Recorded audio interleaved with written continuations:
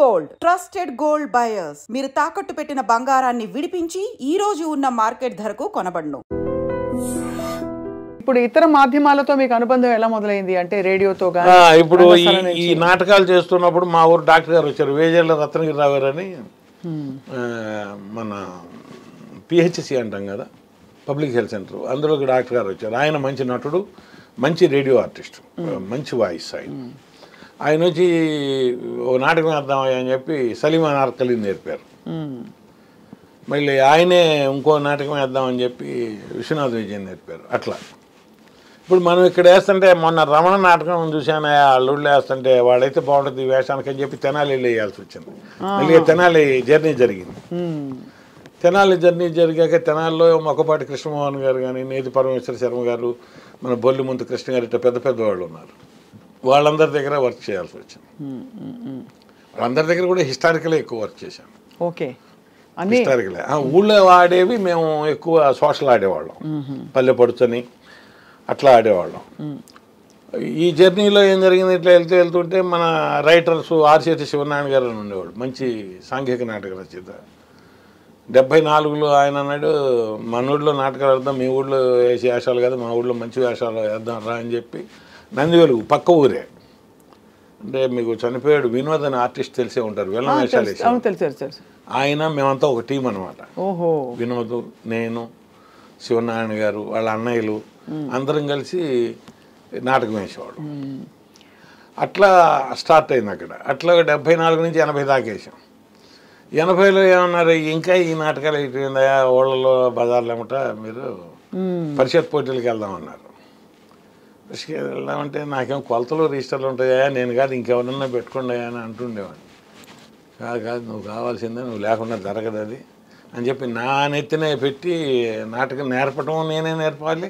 అయితే ట్రావెలింగ్స్ అంతా వాళ్ళు చూసుకునేవాడు ట్రావెలింగ్ ఏర్పాట్లన్నీ. నాటకం నేర్చుకొని పరిషత్తులకు వెళ్ళడం ప్రారంభించాం. ఆ పరిషత్తులకు వెళ్ళిన దగ్గర నుంచి ఆయనకి ఉత్తమ రచన మాకేదో మరి ఉత్తమ నటుడని అవును చాలా అవార్డులు వచ్చాయి మీకు ఇట్లా ఉత్తమ హాస్యనటుడు అని వచ్చినాయి. వచ్చిన తర్వాత 94 దాకా అట్లా ఆడుతూనే ఉన్నాను. 94లో అంటే ఈ లోపు ఏమైంది 84లో కరణికలు రామారావు గారు తీసేశారు. తీసేసినా కూడా మా వర్క్ మాకు ఉంటుంది మా ప్రైవేట్ వర్క్ కదా ఇది అమ్మకాలు కొనుగోళ్ళు రిజిస్ట్రేషన్స్ చేయటం ఇదంతా మాది హెవీ వర్క్ ఊళ్ళో తీరుబడి ఉండేది కాదు. అప్పుడు కూడా ఎంటబడి రిహార్సల్ అని చెప్పి నాకెళ్ళి రిహార్సల్ చేసి ఇంటికి వచ్చి పడుకునేటప్పటికి 11 అయ్యేది నాకు నైట్. ఇప్పుడు 11 అంటే ఏమి లేదు ఆ రోజుల్లో 11 అంటే లాస్ట్ బస్ వెళ్ళిపోతుంది మాకు తెనాలి నుంచి లాస్ట్ బస్ వెళ్ళిపోతుంది 8:30-9కి పడుకోవడమే కదా అప్పుడు 10కి లాస్ట్ బస్సు అది అందుకోవాలి. అవును లేకపోతే మళ్ళీ రాలేము 6 కిలోమీటర్లు రావాలి. అందుకని అట్లా వస్తూనే చేసాము చేస్తూ ఇక ఇట్లా 94లో ఏమైందంటే ఆంధ్ర నాటక కళా పరిషత్ విజయవాడలో జరిగేటప్పుడు సుఖీభవ అనే నాటిక ఆడుతున్నాను. అందులో ఒక 65 ఏళ్ల వేషం నాకు చేస్తుంటే అది మన ఒక ఆయన పెద్ద ఆయన చూశారు ఎవరు చూస్తే ఎవరంటే ఆయన మన Ushakiran movies executive producer Atluru Ramarao. నాకు తెలియదు ఆయన కార్డు ఇస్తే నేను ఆశ్చర్యపోయా అయ్యో పలకరించలేకపోయాను. వాళ్ళ సంస్థ నుంచి తర్వాత ఉత్తరం రాశారు మీరు ఆడిన నాటికలో ఫలానా పాత్రధారి ఫోటోలు పంపండి తర్వాత రండి ఆడిషన్కి పిలిచారు. ఆడిషన్కి ఎప్పుడు వచ్చాము మేము ఫిబ్రవరి 95 ఫిబ్రవరిలో వచ్చాం ఫిబ్రవరి 27th మేము 25th వచ్చాం. వచ్చినప్పుడు సుబ్రాయ శర్మ గారిని ఫాలో అవుతూ ఉండేవాడిని. ఆయన అప్పుడు ఒంటెత్తు పడి నాటకం ఆడేవారు. ఆయన ఎక్కడ ఆడినా నాటకం అంటే విజయవాడ ఆడినా గుంటూరు ఆడినా దగ్గరలో ఎక్కడ ఆడుతున్నా వెళ్ళి చూసి పలకరించి గురుగారు అంటూ తిరిగేవాడిని. వచ్చి ఆయన ఒకటే నాకు బాగా తెలిసిన ఆయన ఫోన్ చేశాం సార్ ఏం చేస్తున్నారని. నువ్వెందుకు వచ్చావు ఎక్కడున్నావు ఏంటంటే ఇట్లా హోటల్లో ఉన్నాం సార్ ఎందుకు వచ్చావు అన్నాడు. ఇట్లా ఈటీవీ వాళ్ళు పిలిస్తే వచ్చాం సార్ అన్నాడు. ఇవాళ ఖాళీయా అన్నారు. ఖాళీ సార్ అన్నాడు. వేషం చేస్తావా అన్నాడు. చేస్తాను సార్ అన్నాడు. మరి మేసం తీయాలరా అన్నాడు. తీస్తాను సార్ అన్నాడు. అయితే సరూర్ నగర్ వచ్చేసి అన్నారు. సరూర్ నగర్ వెళ్ళాను. వెళ్తేను ఆ రోజు ఆయన చేయాల్సిన వేషం అది హీరోగా. ఆ వేషాన్ని ఆయన చేయకుండా నా చేత చేయించారు. అది మరి ఈ లోపల అన్ని నేర్చేసుకున్నారా? నేర్చుకోవటం అంటే అంటే ఏ విధమైన ప్రిపరేషన్ ఏమీ అవసరం లేకపోయింది. అంటే మనం ఈలోపు నాటకాలు ఆడుతూనే ఉన్నాం, క్యారెక్టరైజేషన్స్ మీరు చెప్తూనే ఉన్నారు, మేము చేస్తూనే ఉన్నాం. తర్వాత రేడియోలో వాచకం చెప్తూనే ఉన్నారు, రేడియో నాటకాలు చేస్తూనే ఉన్నాం. కాబట్టి అలా వెళ్ళేదంతా వెళ్ళిపోతూనే ఉంది మనకి. అంటే మన దగ్గర ఇప్పుడు మీరు పిలిచి ఒకటి చెప్పారు అంటే మీరు చెప్పిన విధానం ఆయనకి చెప్పిన ఆ విధానం నా మైండ్లోనూ ఉండేది. అదే అలా చూసి నేర్చేసుకున్నారు కొంత.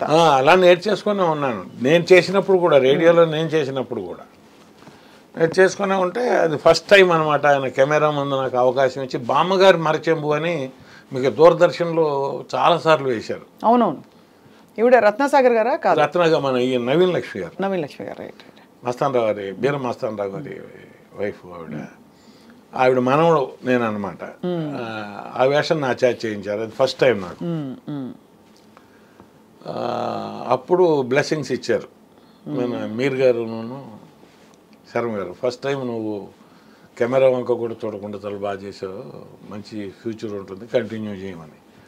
అప్పుడు నాకు ఆలోచన వచ్చింది. అప్పటిదాకా నాకు మనం వచ్చాము చేద్దాం అన్నారు, చేద్దాం అంతవరకు. చాలా వ్యత్యాసం ఉంటుంది కదా రంగస్థలానికి, టీవీకి, మళ్ళీ సినిమాకి.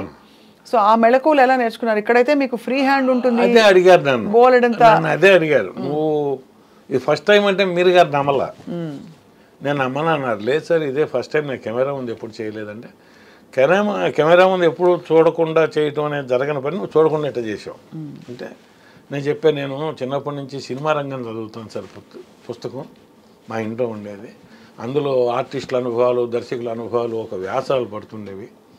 భరద్వాజ్ గారి వ్యాసాల్లో తెలియక కెమెరా వంక చూశాడు, కట్ చెప్పారు, కెమెరా వంక చూడకూడదని చెప్పారు. ఇట్లాంటివన్నీ చదివి అవి మా ఇంట్లో ఉన్నాయి, అంతే తప్ప వేరే ఎక్కడ చేయలేదన్న. వెరీ గుడ్, నీకు మంచి ఫ్యూచర్ ఉంటుంది, నువ్వు కంటిన్యూ చేయి, వదిలిపెట్టుకోక అన్నాడు ఆయన.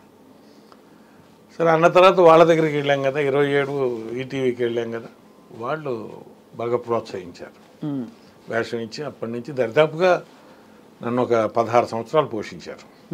టీవీ ఈటీవీ 2009 దాకా. 2009 తర్వాత మన జీటీవీలో చిన్న కోడలు చేయాల్సి వచ్చింది.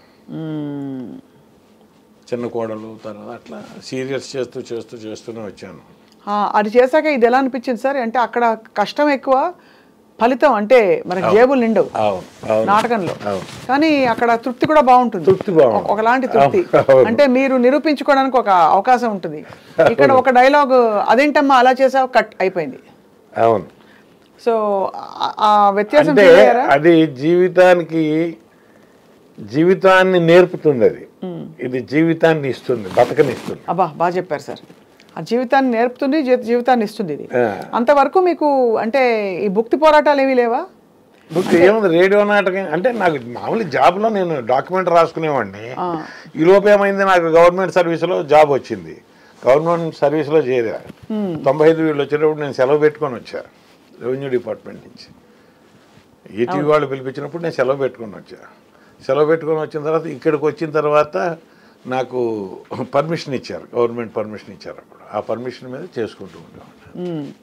ఇప్పుడు అయితే మన గవర్నమెంట్ నాటకాలు కూడా చేసి ఇక్కడికి వచ్చిన తర్వాత నాకు ఎక్కువ ఉపయోగపడింది ఏంటంటే మన రమణాచారి గారు వాళ్ళు రసరంజని సంస్థ ఉంది కదా, అవునవును, రసరంజని సంస్థలో నన్ను ఇన్వాల్వ్ చేయించి నా చేత మంచి మంచి నాటకాలు ఆడించారు. ఇక్కడ కూడా ఎక్కువ విద్య నేర్చుకున్నా.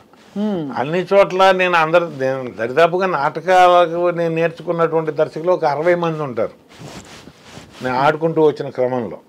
ఇప్పుడు మీరు నేర్పారు, మీరు నేర్పిన దాంట్లో ఎన్నో కొన్ని మెళకువలు ఉంటాయి కదా, అట్లా నేర్చుకుంటూ వచ్చినాయి ఒక 60 మంది దగ్గర నేర్చుకున్నా. ఇక్కడికి వచ్చాక నేను జాబ్ చేస్తూ ఉండగా కల్చరల్ యాక్టివిటీస్లో పాల్గొనడానికి పర్మిషన్ ఇప్పించి నాకు రసరంజన్లో నాకు మంచి మంచి అవకాశాలు ఇప్పించారు. ఆ విషయంలో రమణాచారి గారికి ఎప్పుడు నేను మా అబ్బాయి విజయ్ కూడా నాటకాలు వేస్తారా? మేమిద్దరం కూడా కలిసి ఆడి ఎక్కువ తర్వాత మీ నుంచే ఆబ్వియస్లీ మీ అబ్బాయికి అంటే ఏమైందంటే ఇప్పుడు ఇక్కడికి వచ్చాను, నాటకాలు చేస్తున్నాను. రసరంజన్లో మన కల్చర్ డిపార్ట్మెంట్ వాళ్ళు పెట్టినటువంటి నాటకాలన్నింటిలోనూ నన్ను పార్టిసిపేట్ చేసేవాళ్ళు, ఒక మంచి వేషం, ఒక మెయిన్ వేషం. అట్లాగే మన డిఎస్ఎన్ మూర్తి గారు, డాక్టర్ ఎంఎన్ శర్మ గారు, చేట్ల శ్రీరాములు గారు, దుగ్గిరాల సోమేశ్వరరావు గారు, వీళ్ళందరి దగ్గర పెద్ద వాళ్ళందరి దగ్గర, నారాయణ గారు, బి నారాయణ గారు వాళ్ళందరి దగ్గర నేను వర్క్ చేశాను. వాళ్ళందరితో చేసినప్పుడు ఏంటంటే ఒక పేరెన్నిక కన్నా నాటకంలో ఒక ప్రముఖ పాత్ర నా చేత చేయించేవాడు. అలా చేసుకుంటూ వచ్చాను. ఈ వచ్చిన క్రమంలో మొదటి నుంచి నేను అక్కడ నాటకాలు పరిషత్తులకు వెళ్ళేటప్పుడు కూడా మరి నేను జాబ్లో ఉండేవాడిని కదా, ఈ వర్క్ అంతా మా చిన్నబ్బాయి చూసేవాడు. చిన్నబ్బాయి అంటే ఇప్పుడు ఆ అమ్మాయిని తీసుకురావాలి, అమ్మాయిని మళ్ళీ పంపించాలి, అమ్మాయి భోజనం చూడాలి, ఇంట్లోనే ఉండేవాడు. మా ఇంట్లోనే మా మిస్సెస్ను వాడు చూసేవాడు.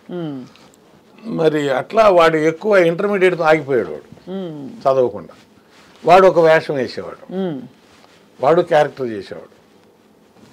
అలా వస్తూ నేనేం చేశాను అంటే 2008లో మేము 90లో పెట్టుకున్న సంస్థ శ్రీ సాయి ఆర్ట్స్ కొలకలూరు అని. ఇక అది వాడిని ఎత్తిన పెట్టాను. 2008 నుంచి వాడే డైరెక్ట్ చేసుకుంటూ వచ్చాడు. వాడి దర్శకత్వంలోనే దాదాపు 15 నాటికలు దాకా ఆడాను. 10-12 నాటికలు ఆడాను. నాకు వాడి దర్శకత్వంలోనే నంది అవార్డు తీసుకున్నాను. వాడి దర్శకత్వంలోనే నేను నంది అవార్డు తీసుకున్నాను. అంతకుముందు తీసుకోవాలి నేను. అట్లా వాడేంటంటే వాడికి తెలిసింది నాటకం, ఇక రెండో తెలియదు వాడు. ఇప్పుడు నేనన్నా అంటే ఇటు వృత్తిపరంగా అకౌంట్స్ తెలుసు నాకు, లేదా సర్వే తెలుసు, డాక్యుమెంటేషన్ తెలుసు, ఇలా చెప్పగలుగుతాం. వాడికి నాటకం తప్ప ఇంకేం తెలియదు. ఏమి తెలియదు. చాలా విశేషం సార్ మీరు ప్రోత్సహించడం కూడా. ఎందుకంటే పిల్లలు స్థిరపడిపోవాలి, ముందు ఒక డిగ్రీ వచ్చేయాలి అర్జెంటుగా. ఎక్కువ కాలాన్ని నువ్వు వెచ్చించి నేర్చుకున్నది నా పక్కన అది ఒకటే. అవును. పెద్ద అబ్బాయి ఏం చేశాడు, ఈ తాతల తండ్రుల నుంచి వస్తున్న వృత్తి చేస్తానన్నాడు. అవును, ప్రైవేట్గా చేసుకోవచ్చు కదా, నేను ఇదే చేస్తానన్నాడు. డాక్యుమెంటేషన్ సర్వే వాడు ఉండిపోయాడు ఊళ్ళో.